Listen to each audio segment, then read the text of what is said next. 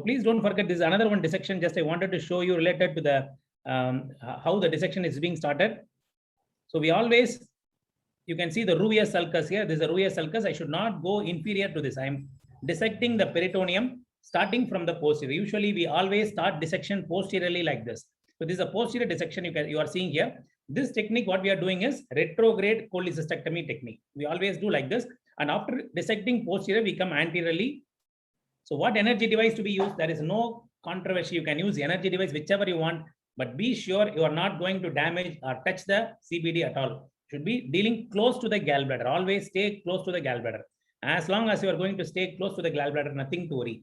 So you can see in this picture, we are staying close to the gallbladder, and this is a cystic duct and the cystic artery. This is a cystic duct, which is going to be tied. We can put a knot with the material, or we can put a cystic duct clip. So nowadays we have only clips mostly. We don't put knots like this in practice. Mostly we have a clips to be made. So Lord Ganesha sign, please don't forget the anatomy. So there is a controversy always in a laparoscopic cholecystectomy. Bailey says wrongly. Please remember, Bailey has mentioned wrongly about the cholecystectomy.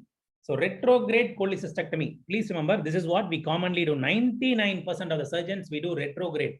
What do you do in retrograde? We dissect the Kellogg's triangle, put a clip in the cystic duct, put a clip in the cystic artery, and start removing the gallbladder towards the liver. The liver is attached with segments 4B and 5. The fundus of the gallbladder is attached with the segments 4B and 5. So I have to go from inferior to superior. This technique is commonly followed. That is retrograde cholecystectomy. 90% of surgeons will do this only.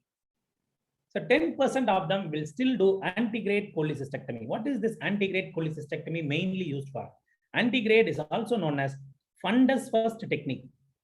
I tell you, Bailey has mentioned wrongly as antegrade as retrograde. They have changed the concept. So that is the problem with the PG aspirants. So PG aspirants, you have to follow Bailey and Love. So fundus first technique is actually antegrade technique. We come from above downwards. This technique is followed when you follow this antegrade or fundus first. In national board exams, you can get this question. Fundus first technique is followed when? When will you follow fundus first technique? Fundus first technique is followed when the Kellogg's triangle is not clear. I told you, first we will go to the Kellogg's triangle. If I could see a clear anatomy, I will continue with the Kellogg's triangle itself. If Kellogg's triangle is not clear, if Kellogg's anatomy is not clear, Kellogg's anatomy not clear, you have to go for fundus first or antegrade technique. Kellogg's anatomy is not clear, you should go for fundus first technique. This is what we practically follow. Why? Because if there is a frozen Kellogg's here, we will dissect it, and we can even do a subtotal cholecystectomy at this point. We can even cut the gallbladder at this point. So subtotal cholecystectomy also can be done with antegrade technique. So antegrade technique or fundus first technique mainly used when the Kellogg's is not properly seen or it is frozen. This point you should not forget. When will you follow fundus first or antegrade technique? Okay, so you can see here I am doing one fundus first technique. So in this technique you can see very difficult. It is actually easy to go with the retrograde technique because we can push the liver up. In antegrade technique, it will be a little difficult. We have to use some retractors to hold the liver and see the anatomy. You can see this Kellogg's is not clear. This Kellogg's triangle is not clear. So what we are doing here is we are coming from above downwards. This is a fundus first technique. So last we are coming to the Kellogg's triangle and cystic duct.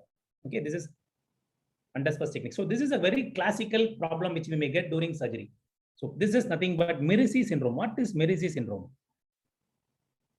So as surgeons, we will be very much clear that the Kellogg's triangle should be absolutely fine. So what happens if sometimes when we are doing the surgery, sometimes we will be having so much of difficulty in dissecting the Kellogg's triangle. So we will be having so much of difficulty. I have got into one case like this without having proper knowledge about this anatomy and all, very long back, some 10 years back, when I'm doing one laparoscopic cholecystectomy. At that time, there was a huge stone here like this. Huge stone like this. I was thinking during laparoscopic cholecystectomy, it is a stone in the some Hartmann's pouch, and I'm dissecting this. And as I completed the procedure, I could see frank bile coming out from the. After completing this removal of stone, I could see there is a frank bile coming out from this area. I have dissected the gallbladder and I removed the gallbladder. Intraoperatively itself, I found out there is a bile coming out from the same place. I don't know at that time in 2010 and all, I was not much aware of this anatomy. So I don't know what to do. Then I could realize there is something happened in the bile duct. So then what I did is I kept a drain during the surgery. It's immediately at the post of surgery, I kept a drain and I referred the patient to a gastrosurgeon at that time. So that was actually, I realized what is it after a few years. After when I joined MCH and when I started studying, then I realized that is nothing but that's a Mirrizi syndrome. In Mirrizi syndrome, the callots will be very much frozen. You cannot see the anatomy. There will be stone obstructing at the level of neck or cystic duct. Neck or cystic duct, there will be a huge stone obstructing that will be compressing the bile duct. That is a Mirrizi syndrome.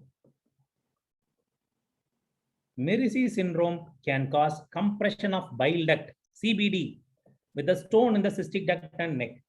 So what should actually be done for this case is a case of Mirrizi syndrome. What I should have done is I should have, what is the latest treatment is now, surgeons now complete even with the laparoscopy. But ideally what is given in materials and books is to convert it to open cholecystectomy. We should go for an open cholecystectomy.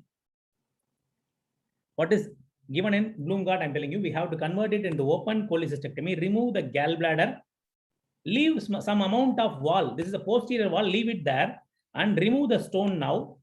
Remove the stone now. And what you should do is you must use this posterior wall itself to repair the bile duct there itself. With the posterior wall itself, you close the bile duct. So open cholecystectomy is done, and with the wall, part of gallbladder wall used to repair the CBD. Used to repair the CBD. This is a very complicated problem.